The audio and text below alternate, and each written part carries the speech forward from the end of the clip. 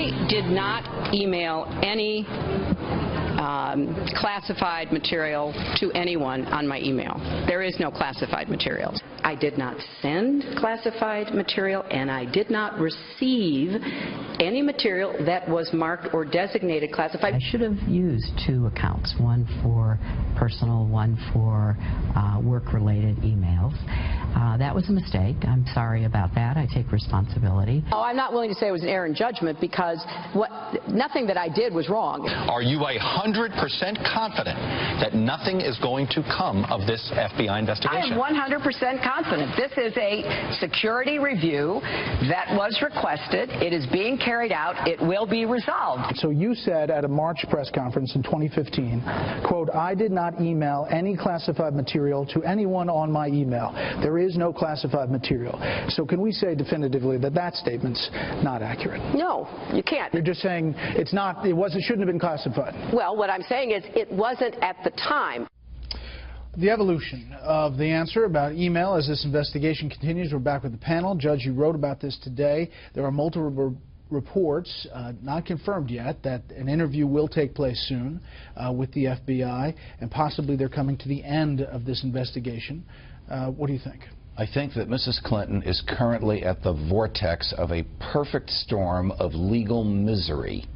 Her senior aides from her years as the Secretary of State, who are still very close to her, have been ordered to testify under oath in 2 Freedom of Information Act requests in a discovery context, meaning the ability of the lawyer to ask questions is wide and broad, and there's no judge there to sustain any objections. And 2 federal judges, one of whom appointed by her husband, have both suggested there is likely evidence of a conspiracy in the office of the Secretary of State when she was there to evade and avoid federal law.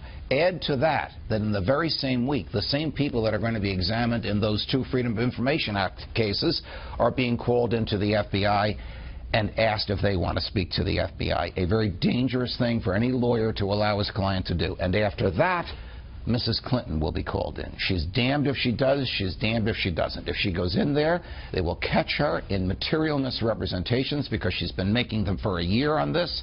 If she doesn't go in there, she will defy her statement, I can't wait to talk to the FBI, which of course they disbelieve because nobody wants to talk to the FBI when you're the subject of one of their criminal investigations. Chuck, I mean, the political insiders here, the conventional wisdom is that it's just never going to happen. They're never going to indict her. But there is some doubt whether the FBI moves forward with a recommendation.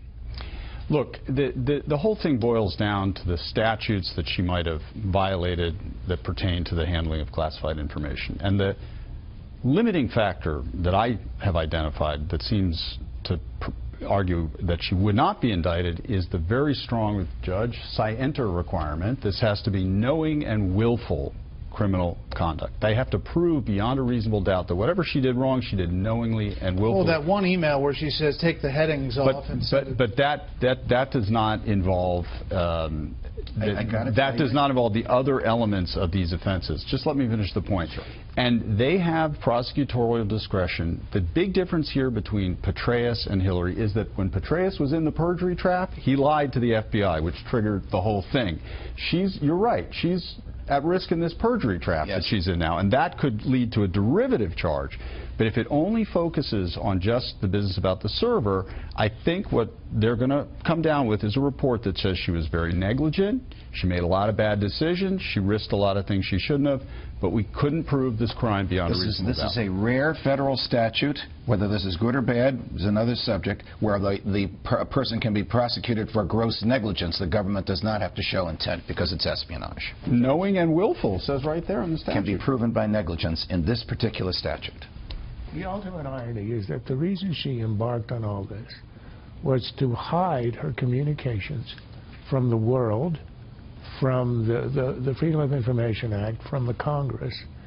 That was the point. There's no other point in doing this. It's meant to evade subpoenas, inquiries, congressional committees. And now it's all over the world. I mean, everything is out there. We know that 22 of these were extremely highly secret.